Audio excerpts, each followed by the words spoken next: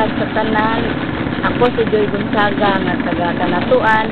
Hinaot unta nga ang akong mga kauban magpasalamat sila og dako nga natabangan gyud sila sa PBI nga karon gani ang kalsada ayo na health center padulo taghang silang natabangan nga mga trabahante ug ang tag-iya maayo gyud kaayo ug katuingon nila nga ang mga iska nga naghimong violente dito dili gina tinuod gani ang uban gani nakasulod man gani trabaho ang katong bayaran nila nagipanagaan nila og trabaho ang uban na scholar tapos Presidente Arroyo, salamat sa imong tabang sa amo adire kay daghang kay kang tawo nga natabangan diri sa Kanatuan. Ultimo mga bata ilang gitagaan gipa-eskwela nila, ilang pa-edukar mga subaning sa Kanatuan, ilang yung gipa-eskwela na sila daycare center, na sila health center, na sila nagpahimo karong bago, nagpahimo sila og eskwelahan. Tapos ang mga kasada gikag-artilin padung Kanatuan ayo na gikan pud Kanatuan to Syokon maayo na pud.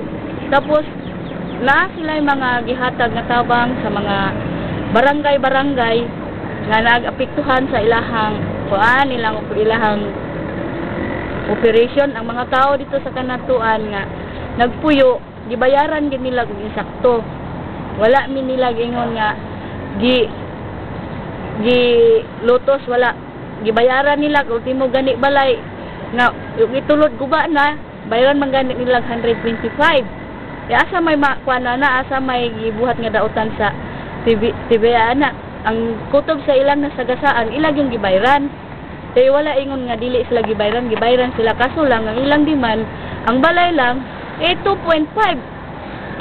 ang saon man na. Siyempre, muhangyo ginaan TVI nga us-usan ang ilang kuan ang ilahang mga demand.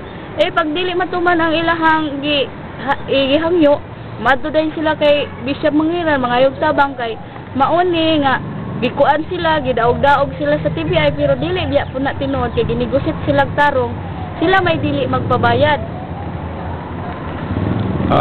Anong pangalan ng mining company, Mrs.? Ang TVI. Ang TVI. Matagal ng TVI doon? Matagal, 1996. 95. So walang katotohanan yung na hinaharas kayo or tinatakot kayo, pinapalayas? Hindi totoo yun? Hindi naman kasi umalis kami doon pero binabayaran nila kami ng malaking halaga. So walang katotohanan yung mga bali-balita? Ay wala eh. Okay. Kaya kung totoo pa yun kami doon, napatay na kami sa TVI. Gano'ng karami kayong nabayaran na ng TVI? At saka from where? Na eh. Mula nung 1996, mahigit na 100. Naging 100 na. So, hindi naman kayo nagsisisit umalis kayo sa lugar, sa bundok?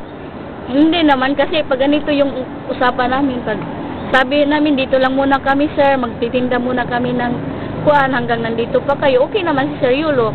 Wag lang kaming gagawa ng bahay doon sa loob ng pan. Yung mga ibang nakatira doon, inuudyokan ba ng mga ibang grupo na mag-rally laban sa mining company? Is it true? True. Bakit sila inuudyokan? Iwan ko sa kanila kasi pagkatapos ng meeting, yun na sasabihin nila na pupunta daw doon sa Dipulog, magrarally, tapos libre lahat. So, ino-organize, may nag-organize pala para mag-rally? Mayroon. Din binabayaran ng mga nag-organize para mag-rally sa laban sa TBI? Hindi naman sila binabayaran.